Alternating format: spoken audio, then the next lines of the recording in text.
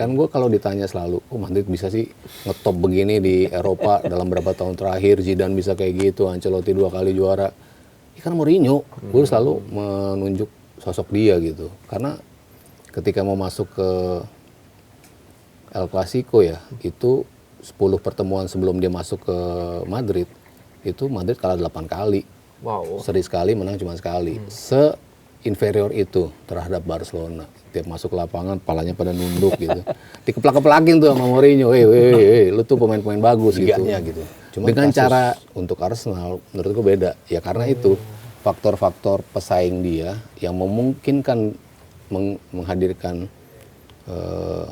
rivalitas, itu baru semua, transisi semua. City udah kelihatan, transisinya pasti berantakan tuh di bawah Maresca gitu.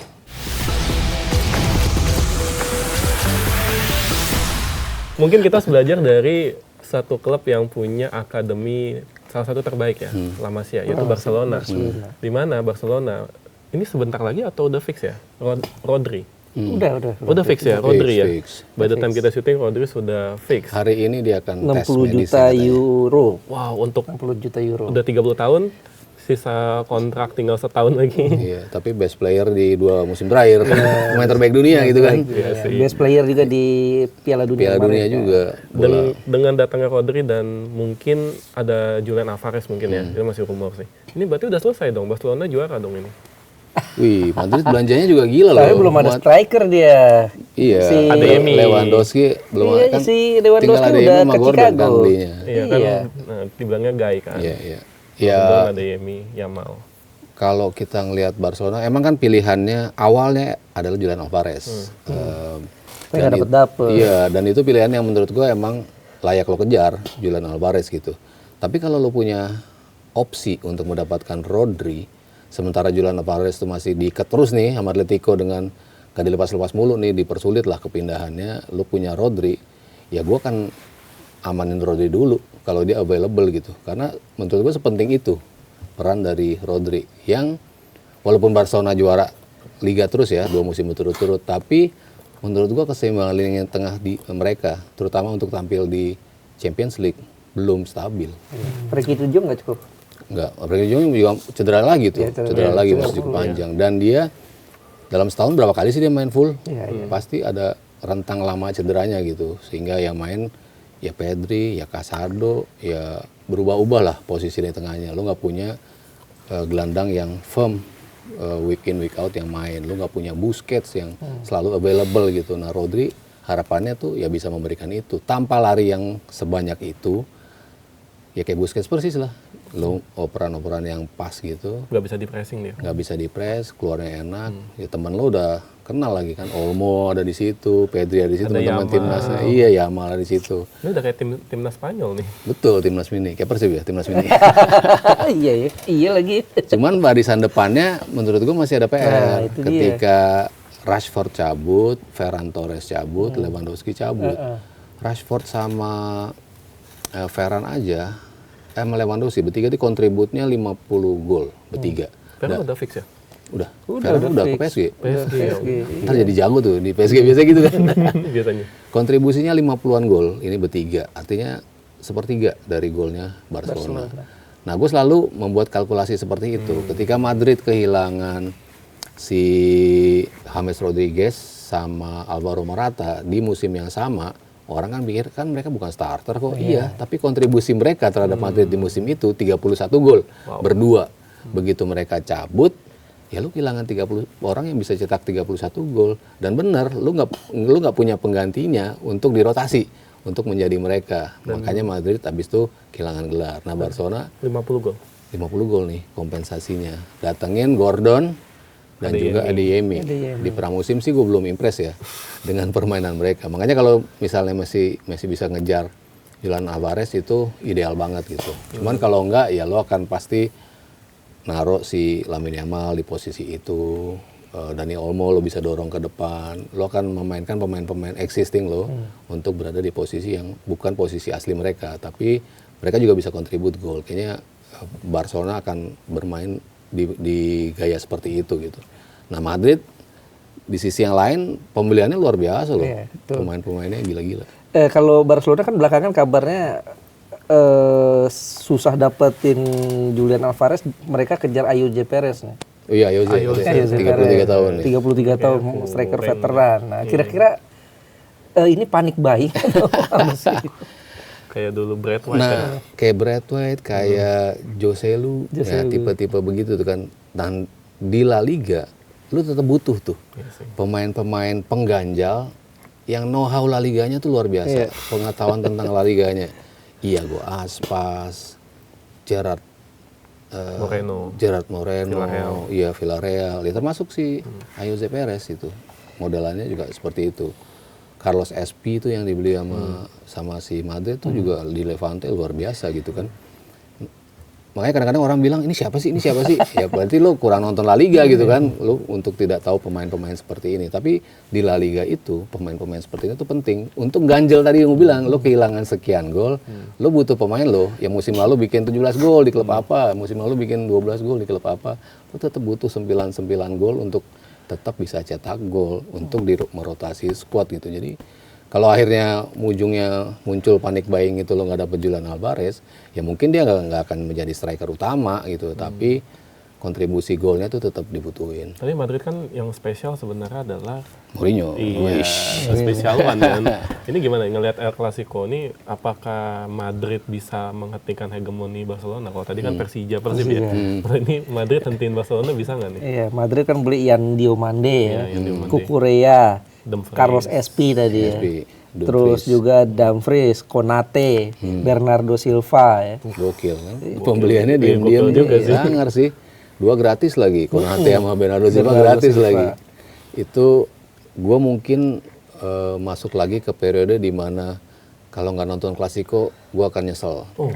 Dulu kan era Pep sama Mourinho, kalau lo ketiduran di El Clasico, nggak nonton lagi semalam tuh kan ada kayak gitunya. Tapi di beberapa musim terakhir, ya udahlah nggak nonton Klasiko gitu. Maksudnya nggak nonton live-nya gitu ya. Ini lo harus nonton live-nya gitu karena gue jamin akan balik lagi ke serunya seperti itu. Dan Madrid emang lagi butuh sosok seperti Mourinho. Gue nggak bilang Mourinho cocok untuk long term di Madrid ya, karena mungkin strateginya, cara melatihnya udah outdated lah. Tapi untuk sekarang lo butuh sosok kayak dia. Kalau lo nonton film dia di OTT lah ya, yang di itu, yang di itu emang apa yang terjadi pada Madrid di 2010 ketika dia datang itu memang di luar faktor teknis doang, non teknisnya yang lebih penting, di mana dia bisa ngebangunin para pemain. Kan gue kalau ditanya selalu, Madrid bisa sih ngetop begini di Eropa dalam berapa tahun terakhir, Zidane bisa kayak gitu, Ancelotti 2 kali juara. Ya kan Mourinho, gue selalu menunjuk sosok dia gitu. Karena ketika mau masuk ke El Clasico ya, itu 10 pertemuan sebelum dia masuk ke Madrid, itu Madrid kalah 8 kali.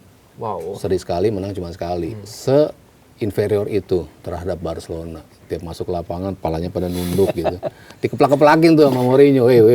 Lu tuh pemain-pemain bagus gitu. Dengan cara, bagaimanapun caranya, gue mau menghentikan dominasi Barcelona. Kalau gue main terbuka, kalah 0-5 di game pertama. Iya, betul. Itu juga seruan dari fans Madrid juga. Lu harus main ofensif, lu harus turunin Benzema, lu harus turunin Higuain. Pokoknya pemain-pemain terbaik lu harus lu mainin. Padahal di benaknya Mourinho, gue mau main defensif ini lawan Barcelona kayak gini.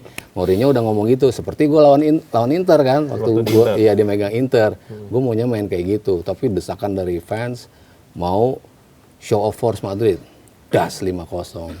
Udah dari situ dia para pemain mulai nurut tuh sama dia. Lu harus punya sistem untuk menghentikan Barcelona.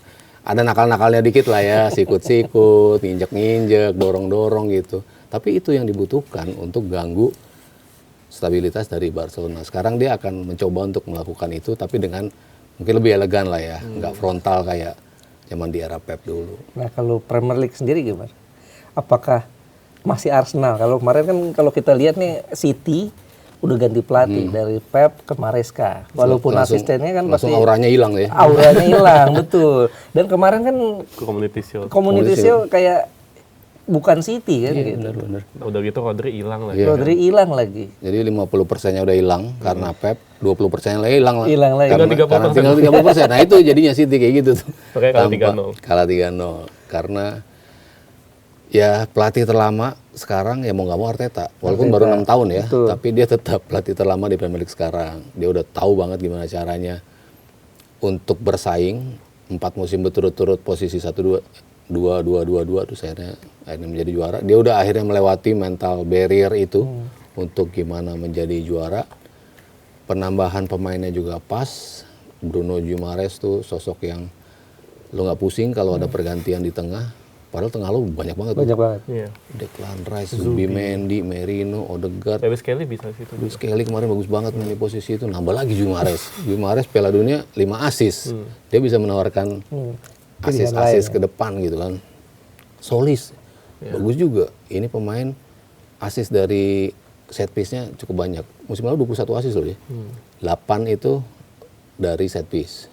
Ini di pramusim udah bikin 4 asis.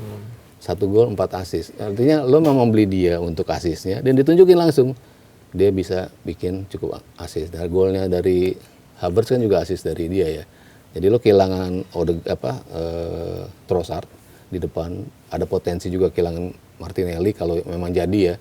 Kan mereka mau beli Julian Alvarez tuh sebetulnya ngincer dengan paket Martinelli dan juga Nwaneri ya. berbarengan untuk dilepas. Ya kalau enggak ya lo tetap existing, Martinelli bergantian dengan Solis, tim yang menurutku belum ada yang bisa ganti sih karena faktor pelatih terlama itu dan pesaingnya pelatihnya baru semua. Iya. Tapi kan ada kutukan Community Shield kan, dimana dalam beberapa tahun terakhir nggak pernah ada juara Community Shield yang juara Liga Inggris juga. Iya, 6 kali berturut-turut ya, tidak ada juara. 15 tahun terakhir cuma 1 yang juara.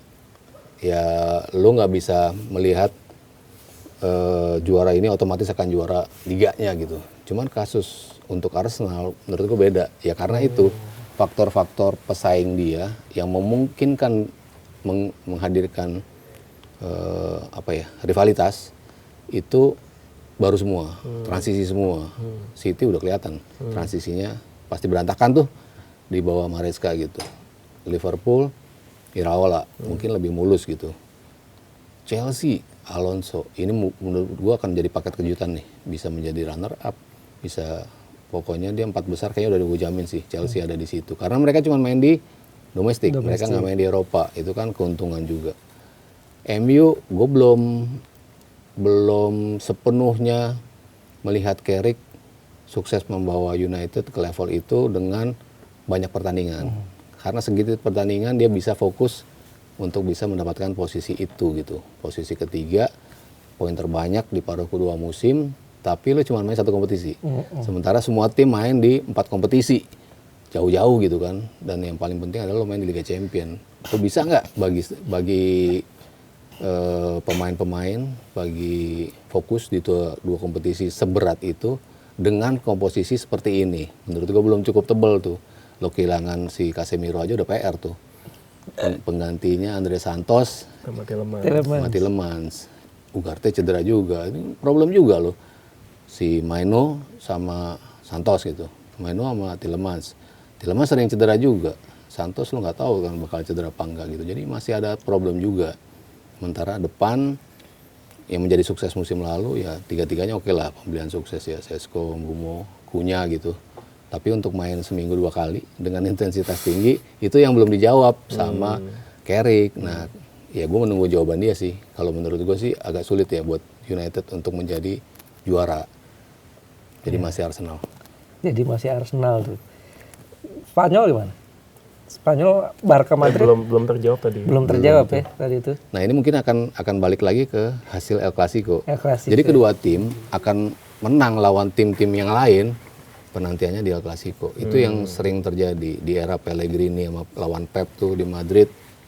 Pellegrini kalah 2 kali di El Clasico. Selisih poinnya 4. Artinya kan lo kehilangan 6 poin dari sini. Sebetulnya kan lo unggul kalau lo bisa imbang di sini atau lo bisa menang di situ kan.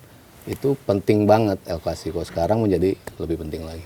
Jadi intinya kalau di Indonesia yang juara Persib, kalau di Inggris yang juara Arsenal lagi. Tuh dicatat tuh. Tuh, kalau Spanyol masih antara lihat El Clasico itu. Lihat. Iya, lihat El Clasico. Tapi yang pasti menurut Mas Sabto, Sintayong belum sanggup buat ngeruntuhin hegemoninya Persib.